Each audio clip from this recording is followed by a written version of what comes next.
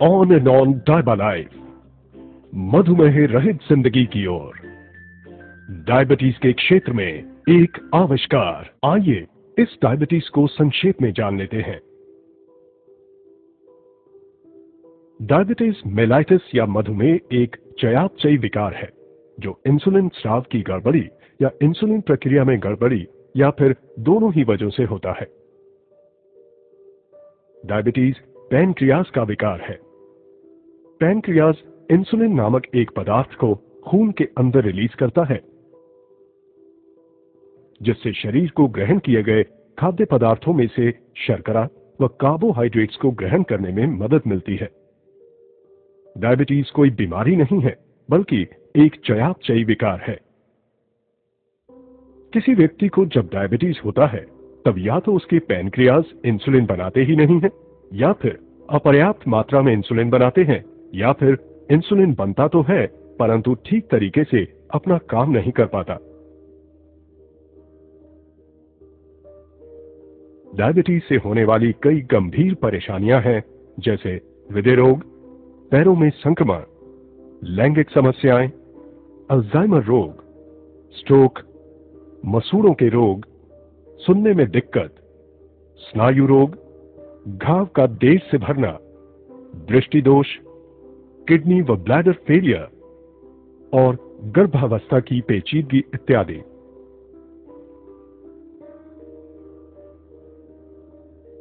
भारत बहुत तेजी से दुनिया का डायबिटिक कैपिटल बनता जा रहा है। भारत में अभी करीब 62 मिलियन लोग डायबिटीज से ग्रस्त हैं। 2030 तक ये संख्या 100 मिलियन से भी अधिक हो जाएगी। करीब 35% आबादी को ये पता ही नहीं है कि उन्हें डायबिटीज है। भारत डायबिटीज कैपिटल क्यों है? इसका एक मूल कारण है एशियन इंडियन फेनोटाइप, जिसमें HbA1c का काउंट बढ़ जाता है। एशियन इंडियन फेनोटाइप में BMI कम होने के बावजूद भी कमर का घेरा काफी ज्यादा हो जाता है। पेट का मोटापा, न्यूनतर एडिपोनेक्टिन, उच्च C रिएक्टिव प्रोटीन स्तर इत्यादि की वजह से भारतीयों में इंसुलिन प्रतिरोध बढ़ जाता है। आइए हम इस HbA1c को समझ लेते हैं। जब आप अपने शुगर की जांच कराते हैं, जो उस जांच के वक्त का ही होता है, जबकि HbA1c के जांच में आपको 2-3 महीने के औसत स्तर का पता चलता है। इसे ग्लाइकेटेड हीमोग्लोबिन या A1c भी कहा जाता है। A1c शर्करा युक्त होकर परिवर्तित हो गया एक प्रकार का हीमोग्लोबिन है। जब शरीर शर्करा को प्रोसेस करता है, तब रक्त प्रवाह में मौजूद शर्करा स्वाभाविक रूप से लाल रक्त कण के एक प्रोटीन के साथ जुड़ जाता है। लाल रक्त कण की उम्र करीब 8 से 12 हफ्तों की होती है। इसीलिए HbA1c का मापन इस अवधि के औसत शुगर लेवल को दर्शाता है। बिना डायबिटीज वाले किसी व्यक्ति में ब्लड शुगर लेवल सामान्यतः एक जैसा रहता है, अर्थात खून में मौजूद प्रोटीन में ज्यादा ग्लूकोज संलग्न नहीं होते। HbA1c लेवल अपेक्षाकृत रूप से कम होता है, क्योंकि वे ग्लूकोज को रक्त से बाहर करने में सक्षम होते हैं। लेकिन डायबिटीज ग्रस्त लोगों में शरीर शर्करा को रक्त से बाहर करने में सक्षम नहीं होता है और परिणाम स्वरूप ग्लूकोज खून में ही रह जाता है। जैसे जैसे ब्लड ग्लूकोज का स्तर बढ़ता है, वैसे वैसे लाल रक्त कण में और ज्यादा ग्लूकोज जुड़ते जाते हैं तथा HbA1c का स्तर बढ़ जाता है, जिससे डायबिटीज संबंधी तकलीफ बढ़ने का खतरा होता है। HbA1c को कम करके आप इस खतरे को कम कर सकते हैं। इसीलिए हर 3-4 महीने में या जब आपके डॉक्टर कहें, आपको अपना HbA1c टेस्ट कराना चाहिए। आइए अब ये समझते हैं कि डायबिटीज में आखिर होता क्या है। जब आप कार्बोहाइड्रेट युक्त खाना खाते हैं, तो वो आपके पेट या पाचन तंत्र में ग्लूकोज या शर्करा के रूप में परिवर्तित हो जाता है। हमें अपने आहार में से ग्लूकोज की जरूरत होती है, क्योंकि उससे हमें ऊर्जा मिलती है। चीजें जैसे स्टार्च युक्त आहार, शर्करा युक्त आहार, दूध व डेयरी प्रोडक्ट्स एवं फलों इत्यादि में कार्बोहाइड्रेट होता है। ये ग्लूकोज फिर रक्त प्रवाह में जाता है और शरीर ये सेंस करता है कि ब्लड ग्लूकोज का स्तर बढ़ रहा है। इसकी प्रतिक्रिया में पेट के ठीक नीचे मौजूद एक छोटा सा ग्लैंड, जिसे पैनक्रियाज कहते हैं, इंसुलिन नामक हार्मोन रिलीज करना शुरू कर देता है। इस इंसुलिन की मदद से हम अपने ग्रहित आहार में से ऊर्जा ले पाते हैं। फिर इस ग्लूकोज एवं इंसुलिन को रक्त प्रवाह के जरिए शरीर के हर उस कोशिका तक पहुंचाया जाता है जिसे ऊर्जा के लिए इसकी जरूरत होती है। इसे आसानी से समझने के लिए इन पेशी कोशिकाओं को देखें। इन पेशी कोशिकाओं के पास वो इंसुलिन ही है जिसकी वजह से ग्लूकोज कोशिकाओं के अंदर समाहित हो सकता है ताकि शरीर को ऊर्जा मिल सके।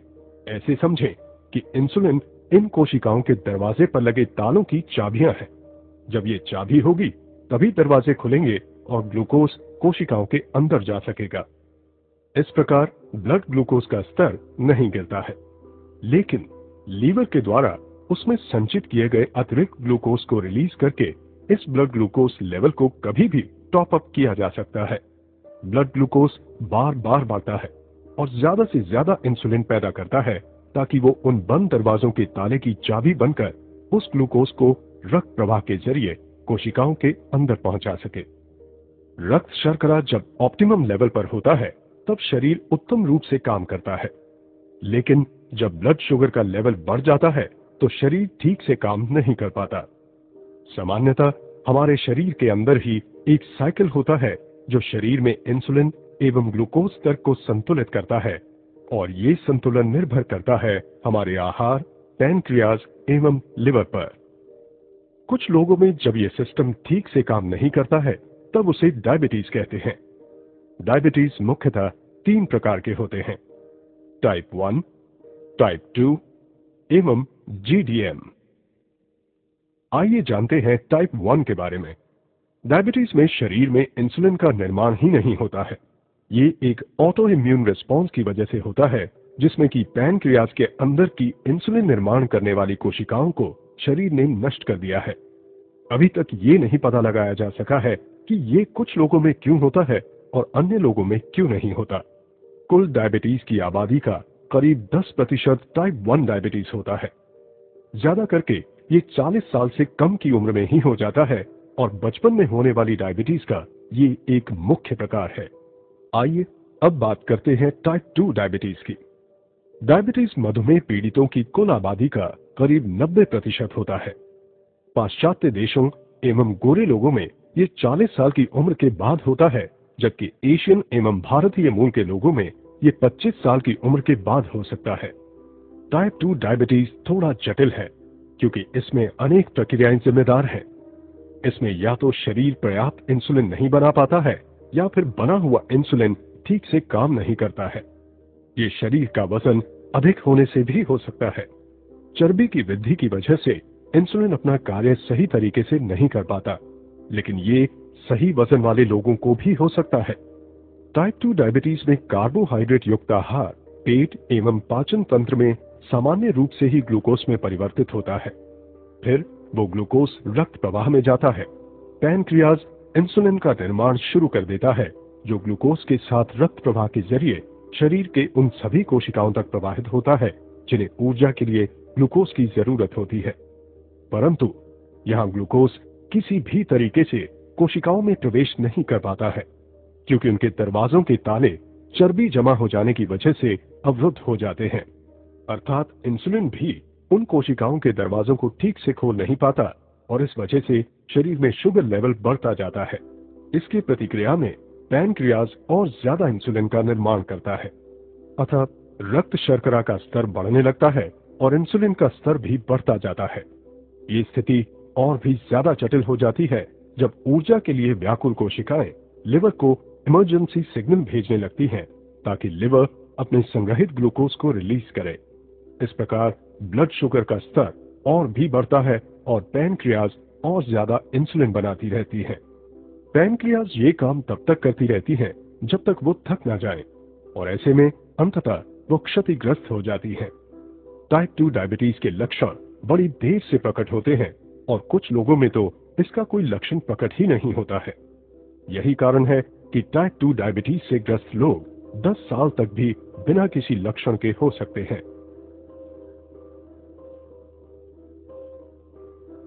और अब हम बात करेंगे GDM डायबिटीज की। जेस्टेशनल डायबिटीज मधुमेह रहित किसी भी महिला को होने वाली एक अस्थायी परिस्थिति है। जिसमें शुगर लेवल ज्यादा होता है। हालांकि इसका ठीक ठीक कोई कारण तो ज्ञात नहीं है, लेकिन ये गर्भनाल के हार्मोन में वृद्धि होने के कारण मां और बच्चे को होता है। डायबिटीज से पीड़ित लोगों में ग्लूकोज उनके शरीर की कोशिकाओं में प्रवेश ही नहीं कर पाता, अतः ब्लड ग्लूकोज का स्तर बढ़ता ही जाता है।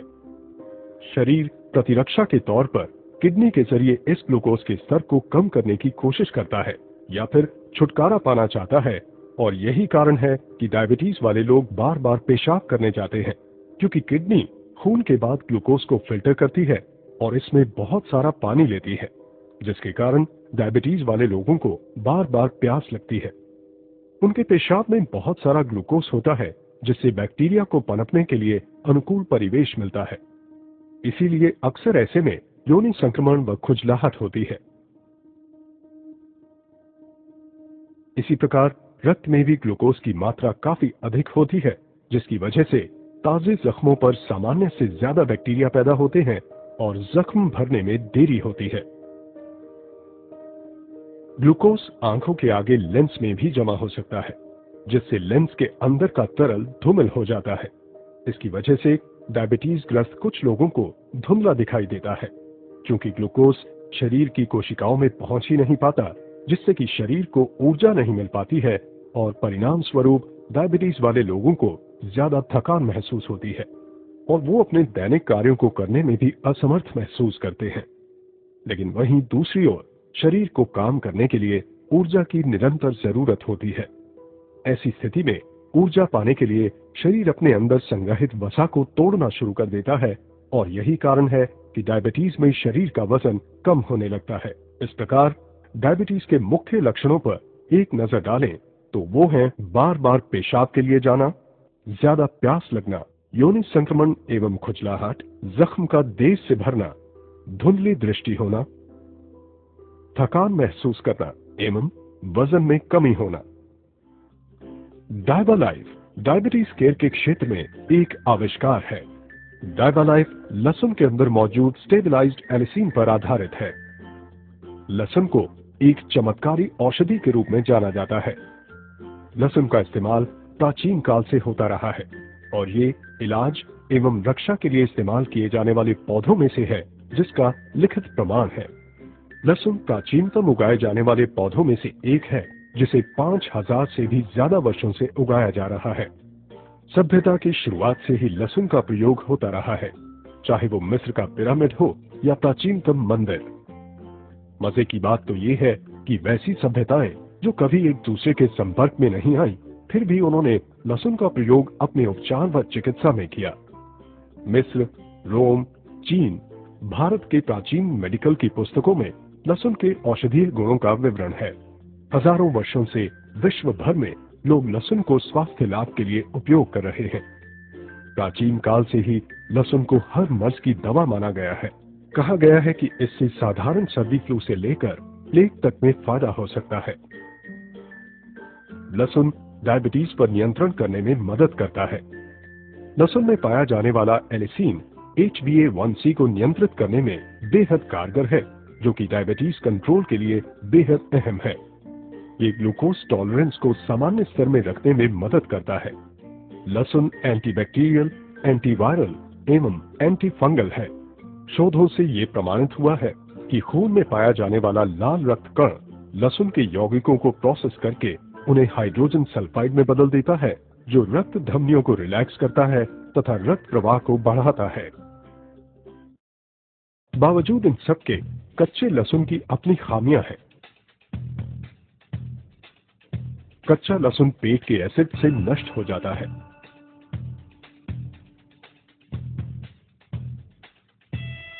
ये आंतों के एपिथेलियल कोशिकाओं द्वारा अपघटित हो जाता है।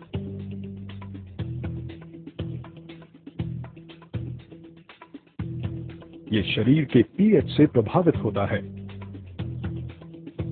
ये बदबू एवं मुक्त दुर्गंध देता है। इन सब का उपाय है 100% स्टेबलाइज्ड एलिसिन। एलिसिन लहसुन का प्रमुख जैविक घटक है, जिसमें औषधीय गुण होते हैं। 100% स्टेबलाइज्ड एलिसिन यूरोपियन वैज्ञानिक डॉक्टर पीटर जोसलिंग का आविष्कार है। इस 100% स्टेबिलाइज्ड एलिसिन को लेकर यूरोपियन वैज्ञानिक डायबिटीज केयर के लिए एक अनोखा फॉर्मुलेशन तैयार किया है जिसका नाम है डायबालाइफ।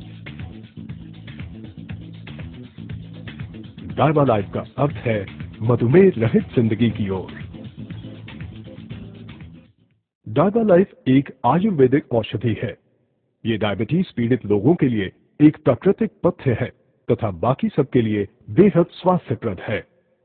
एक छोटा सा 210 मिलीग्राम का कैप्सूल कच्चे लहसुन की 36 कलियों को खाने के बराबर है। डायबालाइफ अनुसंधान पर आधारित तथा जबरदस्त हर्बल घटकों से बना है। ये 5 बेहतरीन घटकों से बना है। 100% स्टेबिलाइज्ड एलिसिन, करेला या बिटर गार्ड, दालचीनी या सिनेमन, अल्फा लिपोइक एसिड एवं क्रोमियम पिकोलिनेट। डायबालाइफ की विशेषताएं या यूएसपी। डायबालाइफ डायबिटीज केयर के क्षेत्र में एक आविष्कार है। भारत में पहली बार अनुसंधान आधारित एवं चमत्कारी प्रोडक्ट 100% स्टेबिलाइज्ड एलिसिन से बना, 100% शुद्ध शाकाहारी कैप्सूल में बना, यूके ग्रास प्रमाणित घटकों से बना, नॉन जीएमओ घटकों से बना, पेटेंटेड फॉर्मूला, यूके जीएमपी अनुमोदित गुणी घटकों से बना, EJNR द्वारा सत्यापित घटक, MHRA द्वारा अनुमोदित घटकों से बना, डॉक्यूमेंटेड क्लिनिकल ट्रायल। मार्केट में इकलौता प्रोडक्ट, कोई कंपटीशन नहीं। विश्व के कई अन्य देशों में मौजूद।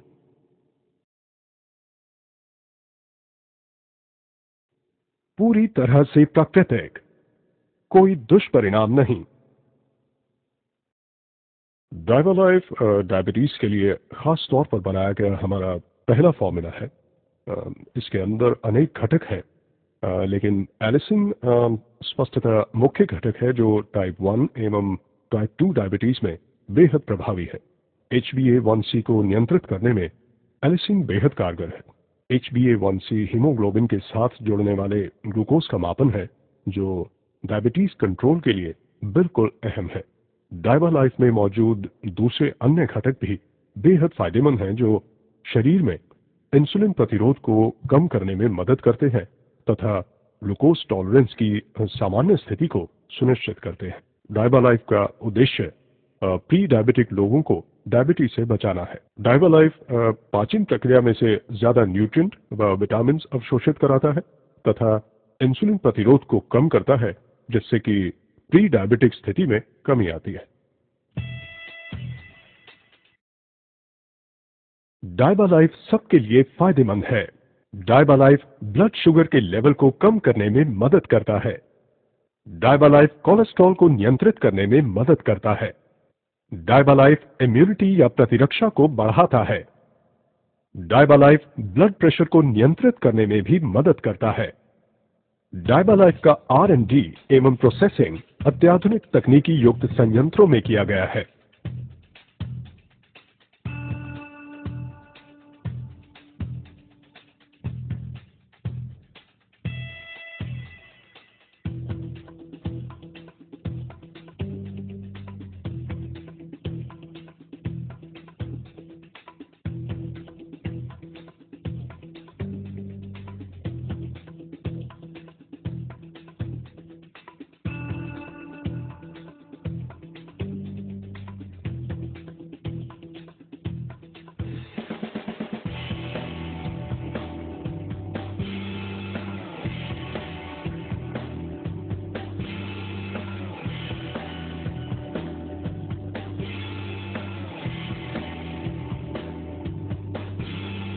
डायबालाइफ मधुमेह रहित जिंदगी की ओर।